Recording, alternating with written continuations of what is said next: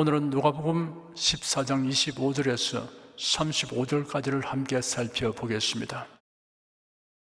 25절에서 27절까지 함께 읽겠습니다. 흔한 무리가 함께 갈새 예수께서 돌이키사 이르시되 물은 내게 오는 자가 자기 부모와 처자와 형제와 자매와 및 자기 목숨까지 미워하지 아니하면 능히 나의 제자가 되지 못하고 누구든지 자기 십자가를 지고 나를 쫓지 않는 자도 능히 나의 제자가 되지 못하리라. 예수께서 요단강 동편에서 행하시는 일과 말씀을 보고 들은 무리들은 예수님이 유대인들이 오랫동안 기다려왔던 메시아일지도 모른다는 생각을 하였습니다. 예수님이 예루살렘에 올라가면 이스라엘을 로마의 지배에서 벗어나게 하고 정권을 장악할 것이라는 예상을 하였을 것입니다. 그리하여 그들은 예루살렘을 향하여 가시는 예수님을 따랐습니다. 예수님의 제자가 되려고 하는 것입니다. 예수님을 따라 다니면 좋은 일이 있을 것이라는 기대감이 그들의 마음을 채웠습니다. 이들의 마음을 간파하신 예수께서 제자가 되려면 예상해야 할 것이 무엇이며 어떠한 각오와 결단이 있어야 하는 것을 심도 깊게 말씀하셨습니다. 기본적으로 우선순위가 명확하고 확고부동하게 정해져야 한다는 점을 지적하셨습니다. 모든 일에 그리스도가 우선이고 제일이며 중심이 되어야 한다고 하였습니다. 그리스도에게 온전히 충성해야 한다는 뜻입니다.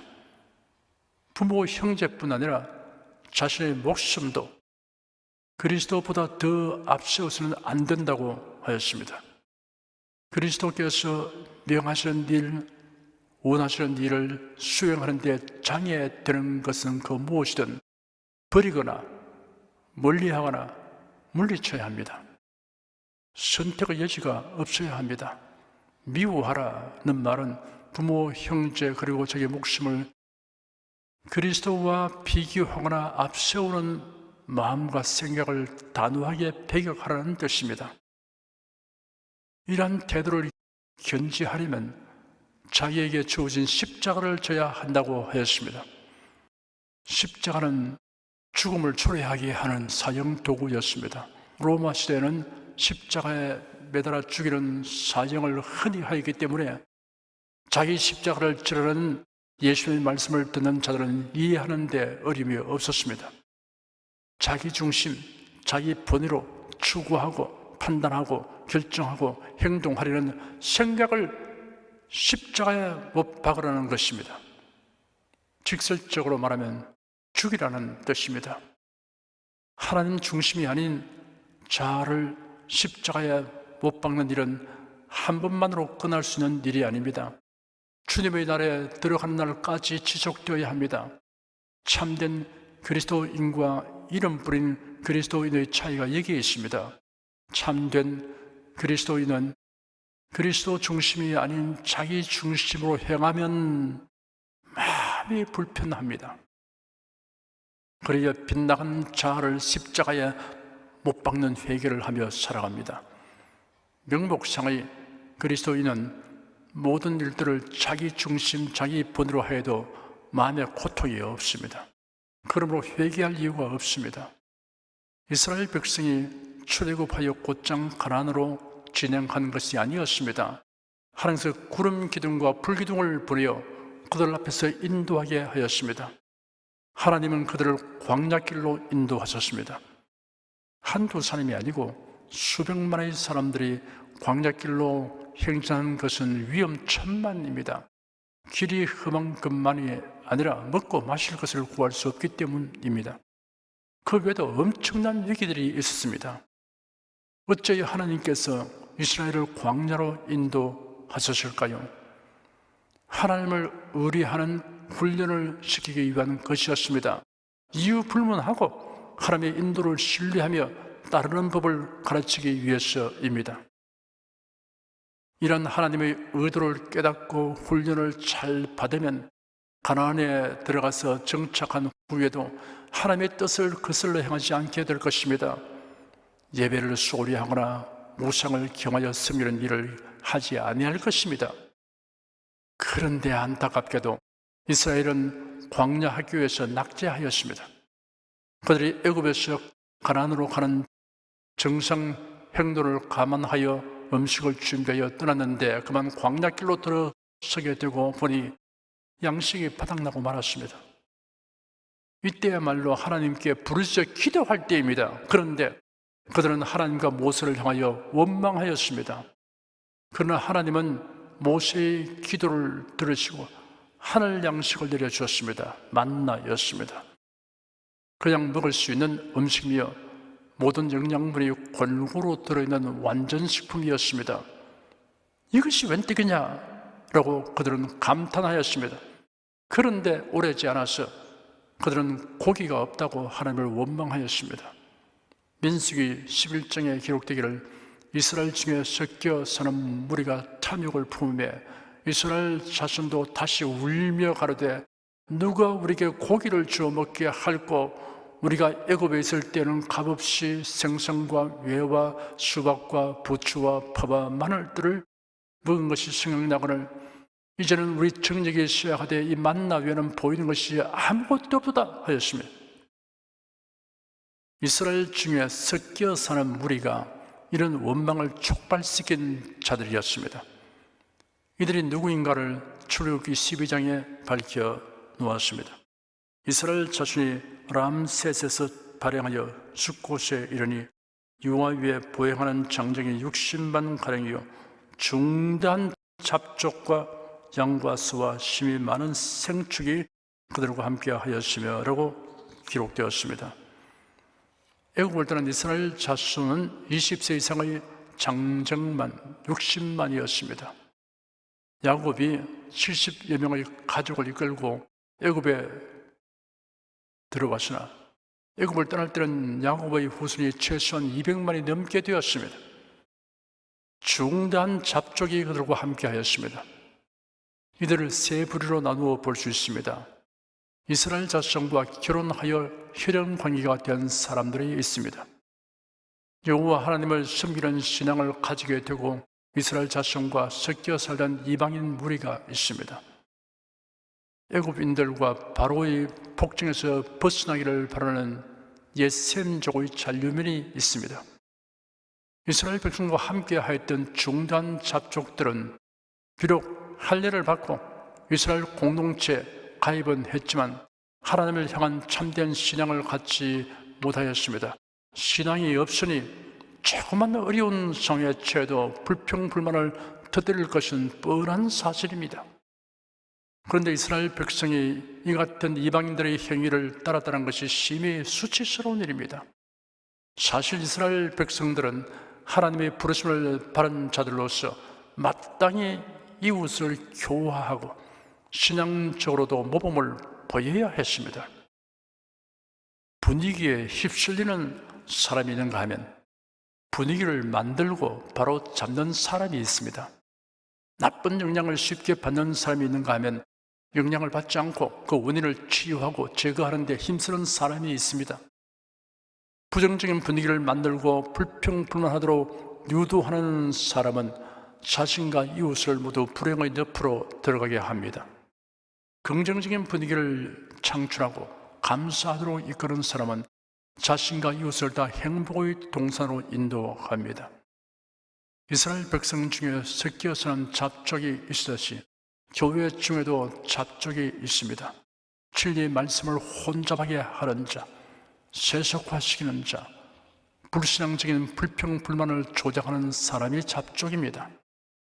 본질이 변하지 않는 잡족은 제거해야 하지만 잡족의 영향을 받아 물든 사람은 바로 잡아주면 돌이킵니다.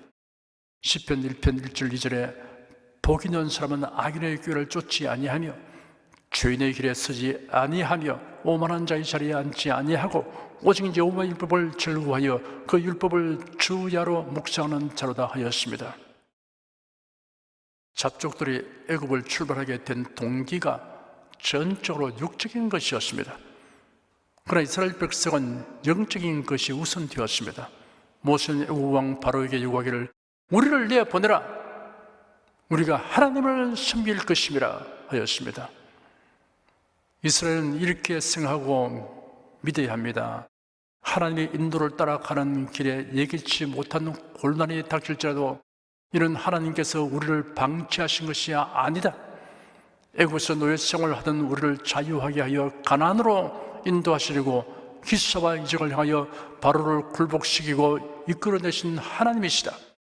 그러므로 당장은 우리가 이해할 수 없는 상황에 처할지라도 하나님은 장래에 더 큰 유익을 주시려고 예비하지 않고는 우리를 공경에 처하도록 하지 아니하신다.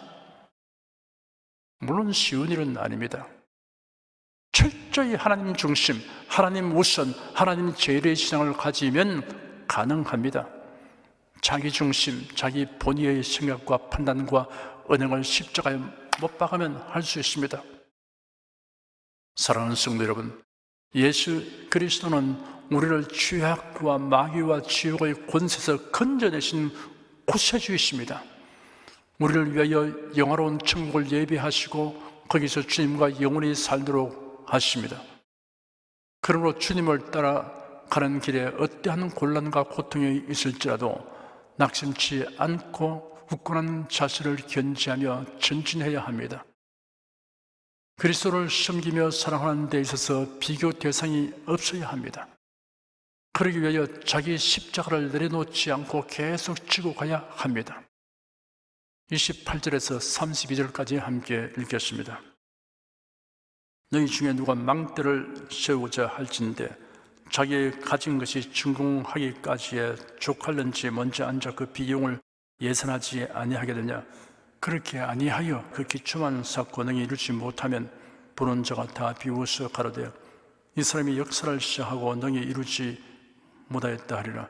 또 어느 임금이 다른 임금과 싸우러 갈 때 먼저 앉아 1만으로서 저 2만을 가지고 오는 자를 대적할 수 있을까 희한하지 아니하겠느냐. 만을 못할 테이면 저가 지금 멀리 있을 동안에 사신을 보내어 화천을 청할지니라. 하나님은 사람에게 이성과 믿음을 주었습니다. 이성은 사물의 이치를 논리적으로 생각하고 판단하는 마음의 작용입니다. 참과 거짓, 옳고 그름을 식별하고 판단하는 능력입니다. 믿음은 이성이 미치지 못하는 분야에도 작용합니다. 믿음과 이성은 상충되는 것이 아닙니다. 믿음은 이성에 위배되고 이성은 믿음에 장애를 주는 것이 아닙니다. 믿음과 이성은 상호작용하여 건전하게 발전시킵니다. 중대한 일을 경영하거나 치르려고 하는 사람은 계획과 실행에 있어서 이성으로 심사숙고해야 합니다. 무턱대고 주여 믿습니다 하고 시도하는 것은 이성이나 믿음에 있어서 정상적 태도가 아닙니다. 예수께서 말씀하신 망대 건축과 전쟁 준비 비유는 이러한 사실을 교훈하고 있습니다. 일을 시작하기 전에 관련된 자료와 정보를 최대한 수집하여 이를 종합하고 분석하는 과정을 거쳐야 합니다. 그리한 후 최종 결론에 이르면 믿음으로 행하여야 합니다. 성경적인 믿음은 이성적인 추리와 판단을 온전하게 하고 추진력을 부과합니다. 성경에 등장하는 위인들이 상황은 무시하고 믿음만을 가지고 한 것 같아도 사실은 그렇지 않습니다. 충분한 이유와 근거에 의한 믿음으로 행하였습니다. 노아가 방주를 건조한 것은 무턱대고 한 일이 아닙니다.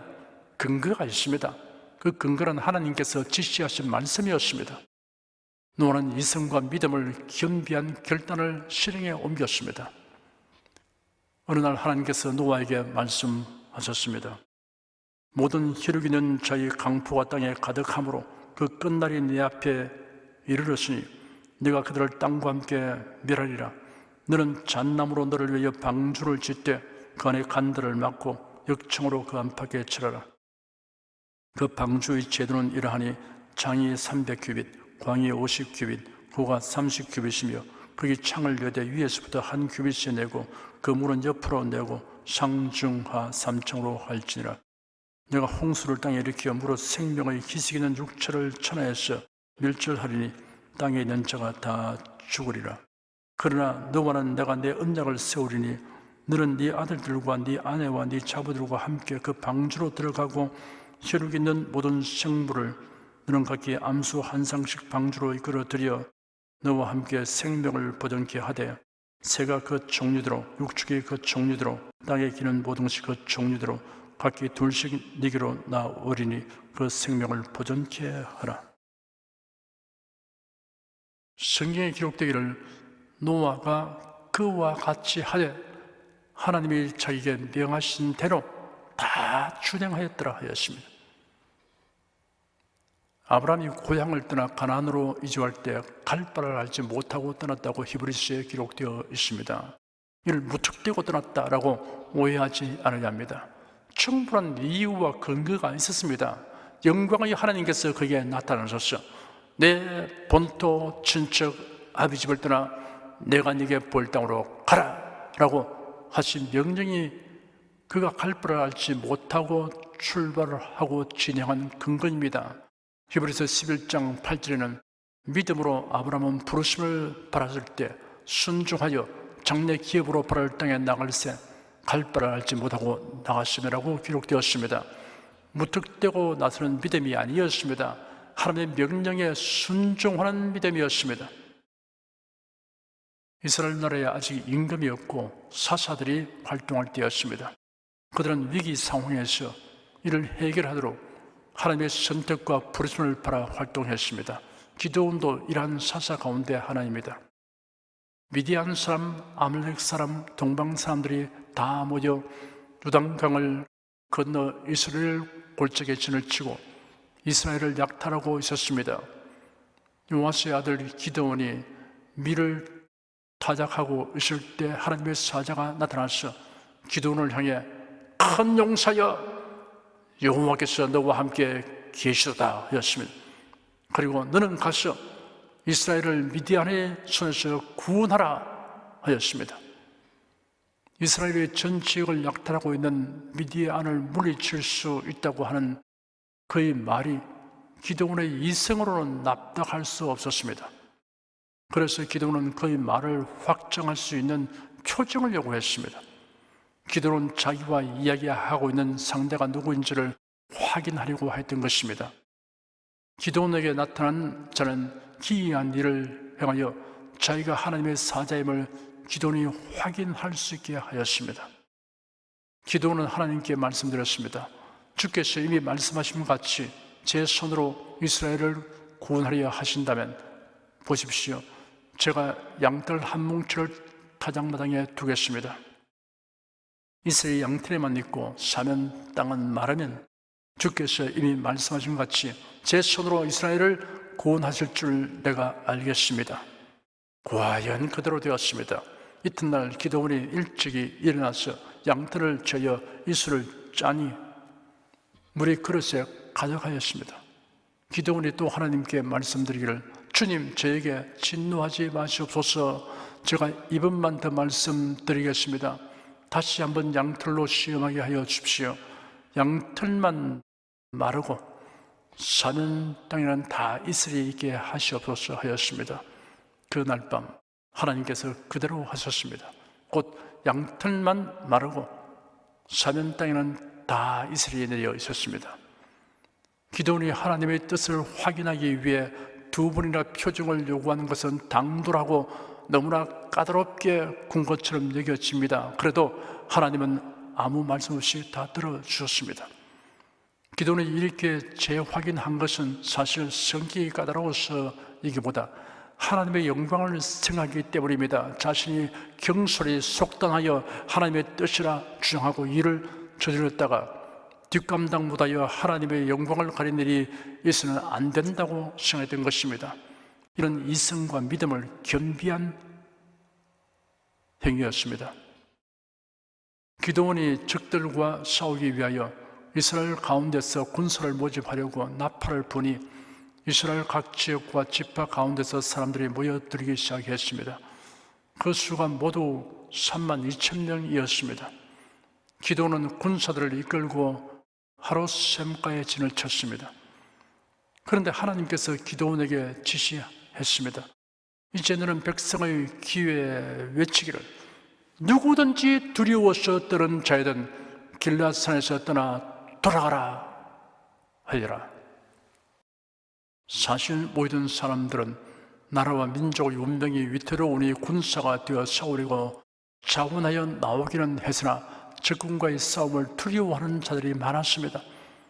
하나님보다 문제를 더 주시함으로 인해 두려움을 가진 자는 하나님의 일꾼으로는 자격 미달입니다. 기드온이 하나님께서 지시하신 대로 외치니 3만 2천 명 가운데 2만 2천 명이 돌아가 버리고 1만 명이 남게 되었습니다.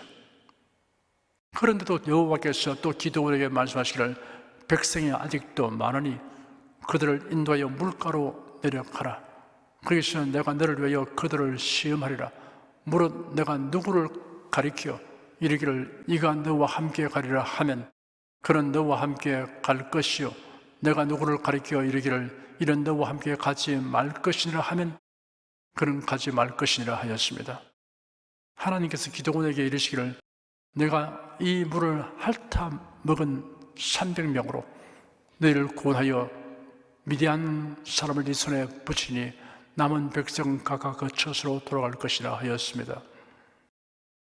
기드온이 이스라엘의 모든 사람을 각각 그 장막으로 돌려보내고 그 300명은 머물게 하였습니다. 기드온은 군사들에게 작전 지시를 내렸습니다. 300명을 세대로 나누고 각 손에 나팔과 빈 항아리를 들리고 항아리 안에 횃불을 감추게 하였습니다. 300명이 나팔을 불며 항아리를 부수고 왼손에 횃불을 들고 오른손에 나팔을 들어 불며 여호와를 위하라, 기드온을 위하라, 여호와와 기드온의 칼이여 외치며 적을 에워싸게 하였습니다. 군사 숫자가 많은 것을 믿고 방심한 적들이 갑자기 요란한 소리와 함께 일시에 비추는 불빛으로 인하여 겁을 먹고 당황하여 자기들끼리 서로 칼로 치며 허겁지겁 달아났습니다. 세상 사람들은 성도들의 믿음과 행위에 비성적이고 불합리한 것이 많다고 판단합니다. 그러나 성도들이 하나님의 말씀이라는 확실한 근거에 의하여 믿고 행하는 것은 매우 차원 높은 이성적 행위라는 것을 모르기 때문에 그렇게 생각하는 것입니다. 베드로를 비롯한 제자들은 한동안은 메시아에 대하여 그릇된 이해와 기대를 가지고 따랐습니다. 그래야 겟세마네 동산에서 예수님이 체포되는 것을 보고 다 도망하였습니다. 그러나 부활하신 예수님을 뵙고는 메시아에 대하여 성령대로 알고 믿었습니다. 이러한 지식과 믿음과 확실한 많은 증거에 근거하여 그들은 각자에게 주어진 십자가에 대하여 충분히 알고 각오했습니다. 그리고 끝까지 십자가를 지고 주님을 따랐습니다. 33절에서 35절까지 함께 읽겠습니다. 이와 같이 너희 중에 누구든지 자기의 모든 소유를 버리지 아니하면 너희 내 제자가 되지 못하리라. 소금이 좋은 것이나 소금도 만일 그 맛을 잃었으면 무엇으로 짜게 하리요? 땅에도 걸음에도 쓸데없어 내어 버리느니라. 들을 귀가 있는 자는 들을지어다 하시니라. 그리스도를 따르기 위해 필요하다면 인간관계에서나 세상 것의 소유에 대한 단념과 포기와 상실을 기꺼이 수용하고 자기의 주어진 십자가를 지는 결단은 마치 소금이 지닌 고유한 맛과 같습니다. 이런 맛을 잃은 신자는 그리스도의 제자로서는 쓸모없어서 버림받은 소금같이 될 것입니다. 예수 그리스도를 믿고 사랑하며 따르기를 거절하는 사람들이 장차 당하게 될 일에 비교하면 예수 그리스도를 믿고 사랑하며 따르기 때문에 세상에서 겪게 되는 상실과 고난은 아주 사소한 것에 불과합니다. 그리고 장차 누릴 영광은 세상의 그 무엇으로도 비교하거나 형량할 수 없는 것입니다. 사랑하는 여러분, 우리가 그리스도를 따름으로 세상에서 얻게 되는 신령한 복이 엄청납니다. 이는 세상에 줄 수 없고 빼앗아갈 수 없는 것들입니다. 그러나 한편으로는 단념하고 포기해야 할 것과 핍박과 냉대와 희생도 있습니다.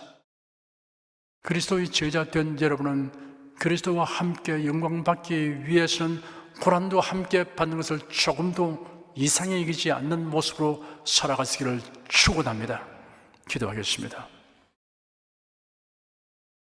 그리스도인을 사회에서는 종교인으로 분류하지만 정확하게 그 정체는 그리스도를 믿고 따르는 것을 최고와 제일로 삼는 삶이라는 것을 재인식하면서 마음을 다짐합니다. 자기 십자가를 지고 나를 따르라 하신 예수의 말씀의 뜻을 온전히 깨닫고 일생 변함없이 준행하도록 말씀과 성령으로 충만하게 하여 주시옵소서. 주 예수 그리스도 이름으로 기도드립니다. 아멘.